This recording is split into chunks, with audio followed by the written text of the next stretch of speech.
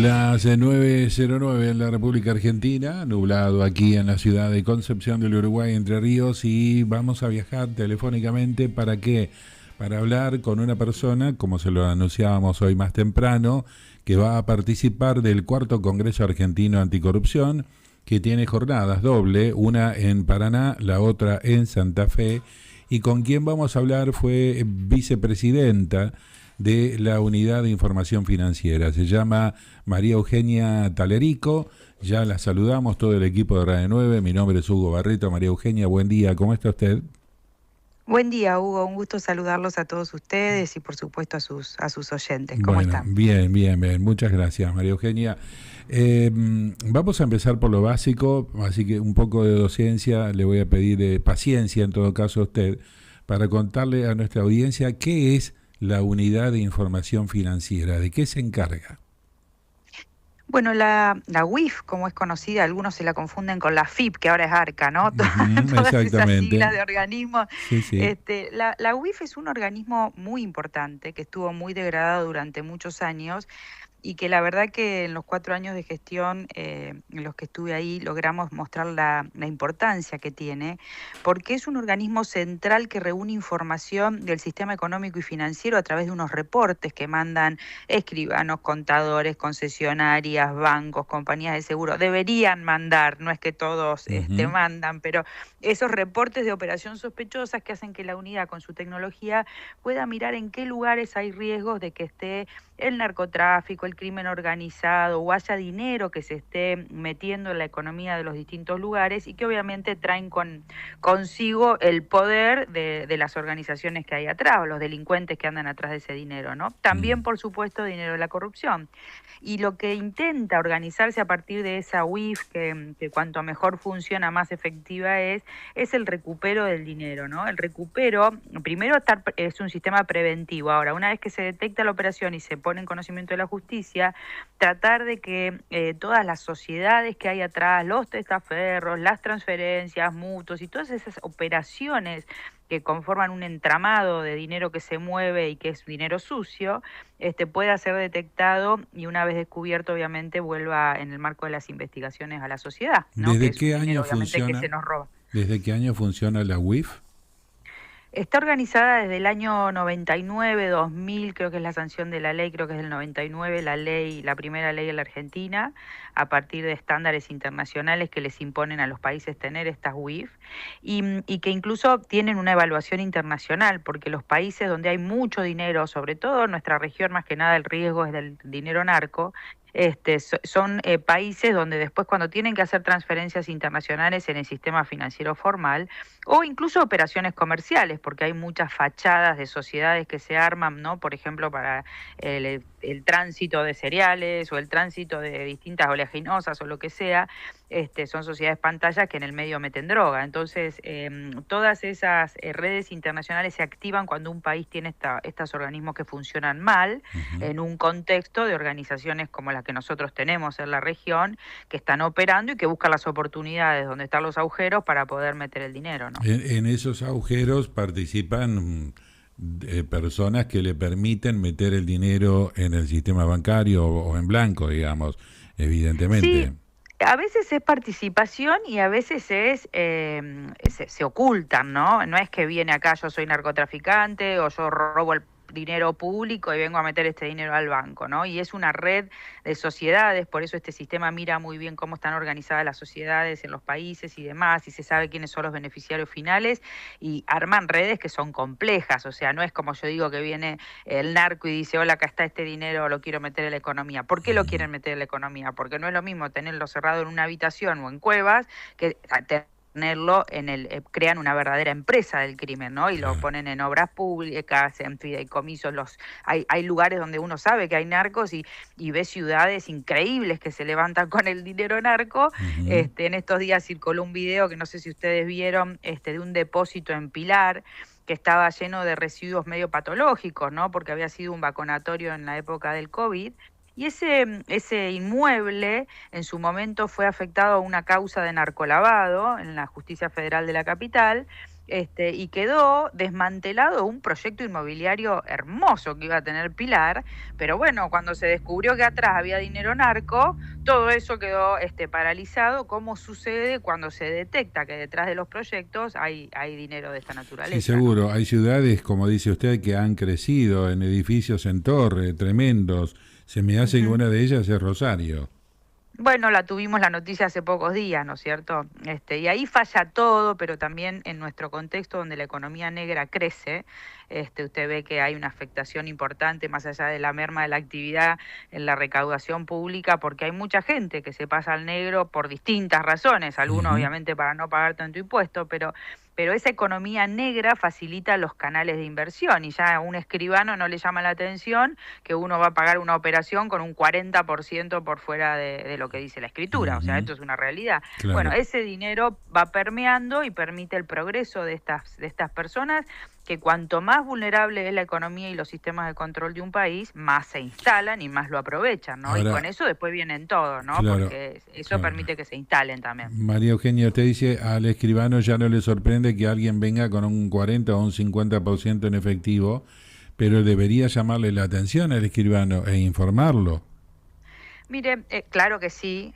A ver, el último caso así muy rimbombante que tuvimos fue la escribana del caso Adorni, que era un escándalo esa escribana declarando, porque además hay un segmento de personas que llaman políticamente expuestos, donde cuando van a hacer una operación, nada, tienen un escrutinio, digamos, o una investigación más precisa de dónde están sacando la plata, ¿no?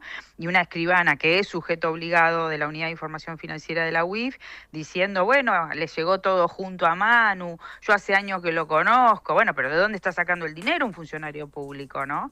Pero Ujú. la Argentina, bueno, nos hemos relajado mucho porque yo creo que la impunidad reinante hace que la sensación de que nunca tienen castigo y demás, y que entonces siempre todo pasa, hace que muchas personas obviamente cumplan muy mal con sus obligaciones, y tenemos casos adelante de nuestros ojos que uno dice, ¿para qué uno crea tanto organismo, tanta cosa, que le joden la vida al ciudadano común pidiéndole el papelito del Sí, banco, el papelito de este, el papelito del otro, sí, y se les pasan los elefantes por adelante tal de cual. la vista, ¿no? Coincido totalmente con usted. Soy uno de los que dice eso y veo también en donde muchos funcionarios, pero hablo no solamente de a nivel nacional, sino provincial y hasta local, de sus avances económicos, de sus Sí, y digo, pero sí, ¿cómo? De qué? No, nadie se da cuenta de lo que está pasando acá.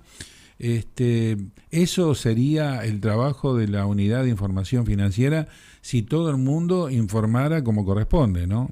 sí, Este, el problema de la UIF es que depende de la información que reciba y por los resguardos legales que hay, no puede levantar una noticia del diario para iniciar una investigación. Eso no se inicia así. Lo que sí puede funcionar una noticia de investigación es como para decir a los sistemas de análisis de la UIF, decir, che, tenemos reportes de este caso porque es un escándalo. Yo siempre digo que si funcionara bien la UIF en este gobierno, el caso AFA, para decir un caso que todo el mundo conoce, ujú. es paradigmático porque se sienta la Unidad de Información Financiera con el Banco Central, con la Inspección General de Justicia, a ver qué se me ocurre, algún otro organismo más, y en 10 días uno sabe toda esa operatoria, desde las casas de cambio que funcionaron, los clubes de fútbol que recibieron Y cosas y un por qué montón no de cuestiones. pasa? ¿Por qué no pasa? No pasa porque en la Argentina la impunidad y la protección al poder es muy impresionante. ¿Y quiénes son los que Ayer hacen esa protección? es el poder, digamos, son los que son los que nos dicen que van a hacer la moral una política de Estado y después se asocian a lo peor que tiene la Argentina, porque, a ver, en mi postura personal es una lucha desde que, sobre todo, más allá de que soy fundadora de la ONG Será Justicia, que ahora está patrocinando este congreso que vamos a celebrar en Paraná, Ujú. entonces tengo como un interés por esta cuestión desde hace mucho tiempo, pero la Le, UIF le digo que puso blanco sobre negro. el 90% de los argentinos tiene su mismo interés. Estamos hartos, cansados de la corrupción y de los No sé, corruptos. porque después votamos mal. Mire, yo he creado un movimiento también, he encabezado la creación de una nueva política, potencia, se llamó la provincia de Buenos Aires y demás, porque dije, yo no me voy a mezclar con todo esto preexistente, porque es toda una mugre, y la gente después vota mal, porque ¿sabe qué le pasa a la gente? Se piensa que son todos iguales. Y la verdad que algunos ejemplos del que son todos iguales o se transforma como llegan, cuando llegan, los tenemos lamentablemente, porque un gobierno que tiene 2 años y que nos vino a prometer que iba a terminar con todas estas prácticas, resulta que a los 2 años tenemos un escándalo con el jefe de gabinete que además lo sostienen, ¿no? Entonces yo creo que el voto también tiene que ver con esa desazón de la ciudadanía que piensa que este es un problema del que no nos vamos a curar. Y yo no creo en eso, yo creo que, porque cada vez que me siento en mesas y demás, donde no hay hipocresías y donde yo sé que son iguales cuando prenden o apagan las luces, hay un montón de gente que puede dar esto y que probablemente no nos desilusione. Pero bueno, hay que organizarla. Bueno, justamente en eso de organizarla, María Eugenia, ¿no se puede hacer que esta unidad de información financiera sea un organismo independiente del gobierno y con poder de policía, no dependiendo ni del presidente ni de ningún poder, y que ustedes sean un organismo implacable en el seguimiento de la corrupción? Sí. Yo digo que la UIF no es, no es solamente la UIF. Acá tenemos un problema que es un sistema. Y mire, cuando nos reuníamos a nivel regional con otras UIF, nuestra UIF tenía la facultad de querellar. Entonces, ¿qué le permitía eso? Que cuando la UIF sacaba una información, si el fiscal o el juez estaban arreglados, esa potestad de querella le permitía meterse y empujar el expediente. Y esa facultad no la tienen la mayor cantidad de las UIF del mundo, donde hay problemas de corrupción. Entonces decían, nosotros trabajamos y después la justicia no pasa nada. Bueno, ese rol tan importante que tenía nuestra UIF se lo sacó este gobierno. Se la sacó ese gobierno.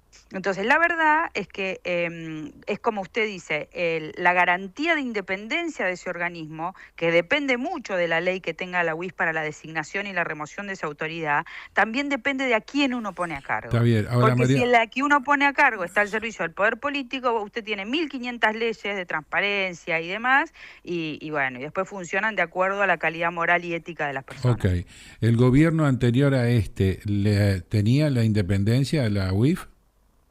La independencia de la UIF la logramos realmente articular muy bien durante el gobierno de Mauricio Macri. La verdad eso es así porque logramos que se sancionen las leyes que necesitábamos, aunque en el Congreso hubo un capítulo muy importante que se proponía para darle más independencia y autonomía a la designación y medio que en el Congreso lo rebanaron a ese artículo.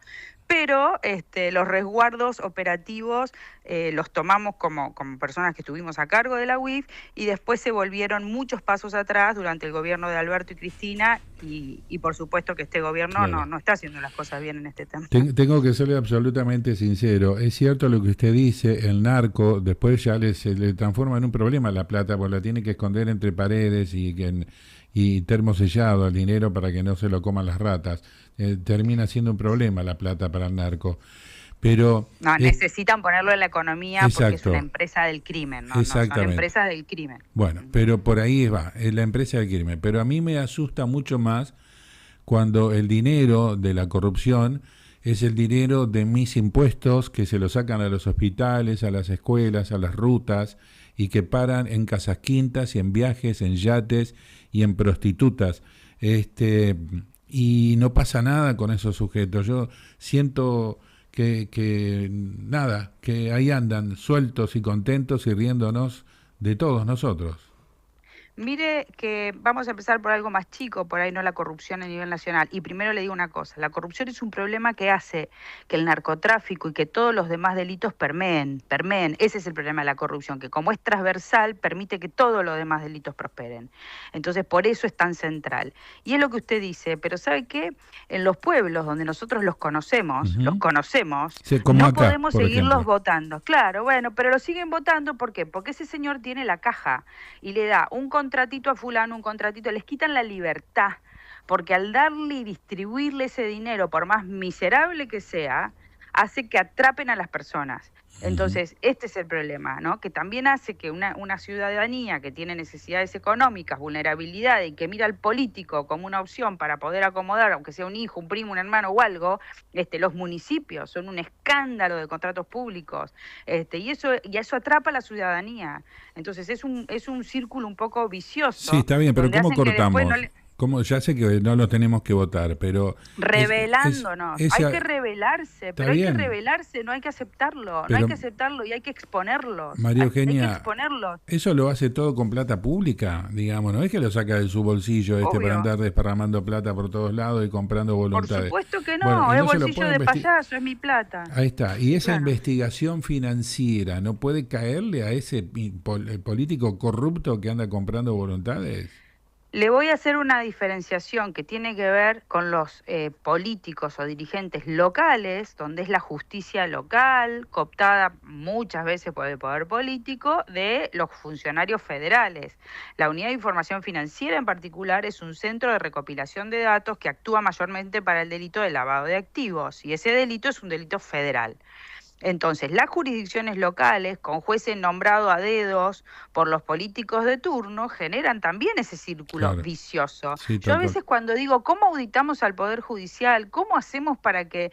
A ver, el Consejo de la Magistratura de la Nación ha recibido una propuesta de la Corte para hacer transparentes los concursos de los jueces, ¿no? Que lleguen los mejores, ¿no? Los acomodados por el Ujú. dedo, Sí, que sí. quedaron 35 en la entrevista y van tercero. Bueno, no lo aprueban, no lo aprueban. Todos esos organismos, miren, casi que deberían quedar en comisión, porque la verdad que es una vergüenza y un escándalo lo que está pasando con la justicia, porque obviamente todo esto no avanzaría a este punto, no si la Unidad de Información Financiera funciona, sino si los jueces no son parte de este problema, pero no les Claro, dan vergüenza ni ni los hijos a estos jueces, porque sí, yo digo, ¿por dónde los agarramos? ¿No les da vergüenza ni siquiera ante sus hijos hacer lo que hacen? Porque ellos son los garantes de la impunidad. claro, Porque si la justicia funcionara, no tendríamos tantos funcionarios sí. corruptos, porque irían presos, que es otra Soy, palabra que no hay que tenerle miedo, la no, por prisión supuesto, preventiva. claro, soy uno de los que dice, no porque lo esté diciendo usted ahora, que nosotros estamos como estamos por la justicia que tenemos y no podemos Sí, meter a todos en la misma bolsa, por supuesto, pero no, es cierto. hay jueces y jueces.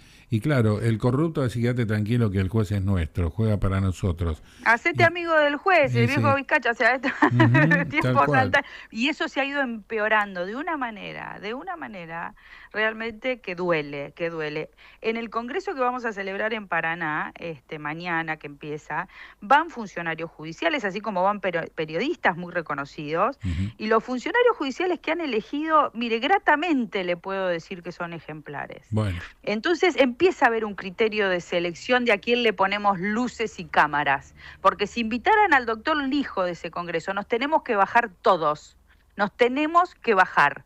Y esa es otra cuestión, ¿no? La laxitud que uno tiene frente a un tipo, yo no necesito condena judicial para saber quiénes son algunos jueces. claro, Ayer estuve en un programa contando quién es el doctor Martínez Di Giorgi, otro juez federal tapadísimo, al que este gobierno le acaba de nombrar la jueza como jueza federal en Hurlingham. Ese juez aniquiló una causa de narcolavado que fue un procedimiento simultáneo entre Estados Unidos, Colombia y la Argentina. Estuve en ese procedimiento, mire, fue ejemplar. El narcotraficante está confeso en Estados Unidos y este juez anuló esa declaración, que era la única manera que tenía para pulverizar esa causa de lavado de activos, que la refiero porque es la causa que involucra a ese predio de Pilar que ahora está saliendo en todos los medios. claro, Entonces esto es un escándalo donde nadie casi que reacciona. Es tanto lo que nos pasa que quedamos como anestesiados. exacto. Entonces yo digo, no nos sentemos, relevantémonos de los restaurantes, bajémonos de los eventos donde invitan a estos crápulas. Sinceramente tenemos que empezar a reaccionar como sociedad, aunque estamos adormecidos y preocupados por otros problemas, pero que en definitiva son los mismos problemas.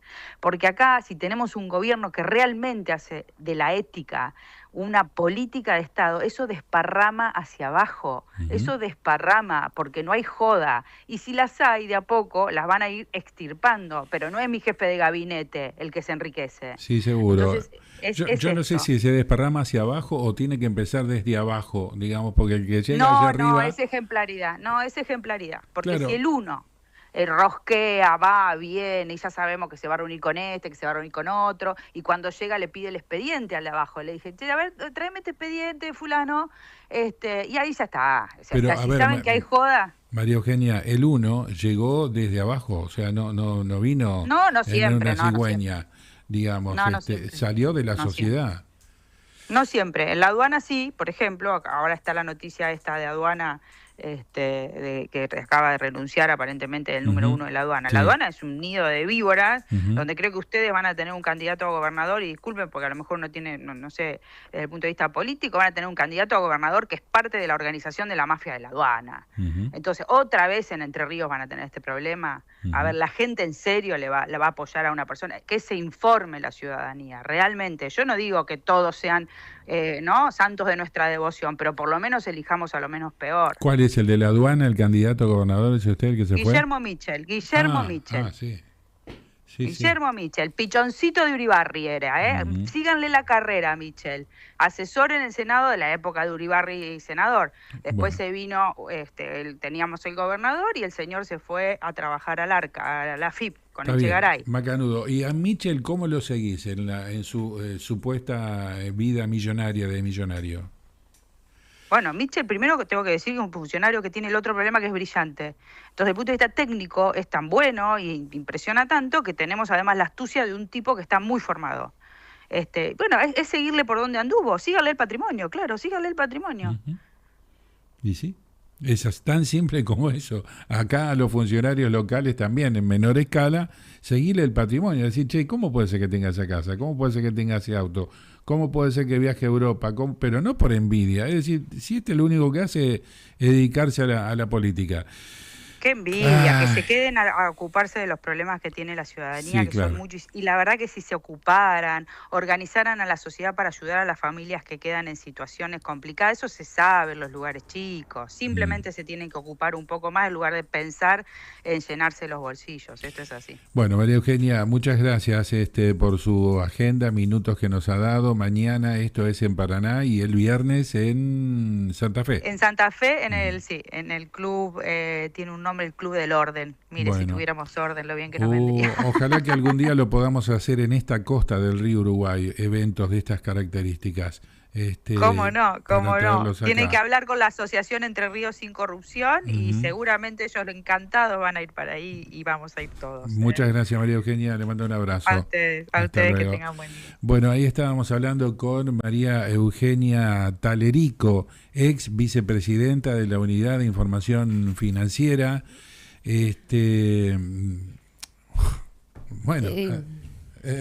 A ver, sí, ¿viste? Quedamos todos como... ¿Quedás ahí? Bueno, sí. Hay cosas, obviamente, en las que uno adhiere, otras que por ahí no se entienden, ¿viste? Están como difusas. Claro, yo me quedo con que esta unidad de información financiera es quien supuestamente tiene que seguir el patrimonio, el crecimiento del patrimonio, pero claro, los escribanos, dijo ella, no todos informan. Hay una cadena de corrupción tremenda que llega hasta el juez propio. Es decir, no, quédate tranquilo que no pasa nada, que va a caer... La causa tuya cae en el escritorio del juez tanto, ese no te va a pasar nada, no te va a condenar. Entonces, cuando vos escuchás a alguien que formó parte, fue la ex vicepresidenta de la Unidad de Información Financiera, y te dice, síganlo de cerca a Michel, que encima, se le va a presentar como candidato a gobernador. Y es que sí, era lo más, lo más plausible. Síganlo de cerca. O te dice que tal juez fue el que eliminó una causa contra un narcotraficante, confeso, que él dijo que sí, o sea, y sin embargo le eliminan la causa. Bueno, todos estamos en el horno en estas cuestiones, ¿no? Y no solamente es tratar de votar bien, porque nosotros, ¿qué otra herramienta? No tenemos que votar a nadie, entonces. Sí, bueno, voten bien. Sí, claro, esto no, pero la gente, yo siempre digo que no hay que menospreciar a la gente. Las campañas de odio fueron inventadas hace muchos años ya. Esto de hacer que la gente reaccione y que con el voto vaya a votar estando enojada o estando contenta o estando como sea. Voto rechazo, sí. Exacto. Pero lo han propiciado todos los candidatos, de todos los colores. Yo no creo que necesariamente eso sea hacer votar bien o mal a la gente.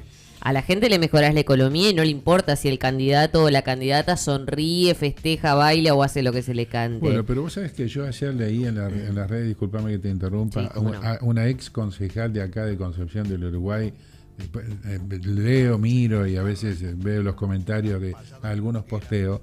Esa señora fue ex concejal de acá. Entonces, su conclusión de su mensaje fue, bueno, entre votar a un psiquiátrico y votar a un chorro, voto al chorro. Claro, bueno. No, no, ninguno de los dos en todo caso. Claro, ni al psiquiátrico ni al chorro, señora ex concejal. Digamos, es preocupante, ¿entendés? Es preocupante. Sigan pensando que la gente no se da cuenta, sigan pensando que la gente es tonta y no sabe discernir, y va a seguir pasando lo que está pasando. Abstenciones de millones de personas que no van a votar, que prefieren pagar una multa o que me venga a buscar la policía y le explico por qué no voy a votar, no tengo problema. Blanco, si no hay o voto en blanco. ¿Viste? Voy y cumplo con mi función ciudadana y listo. No me siento representado por ninguno. Y no me involucro y no hablo y que no me pregunten y bueno, vivo. Qué horrible, Bueno. ¿en qué estado estamos? ¿En qué punto estamos? Realmente. Esa culpa es pura y enteramente de los políticos, ¿eh?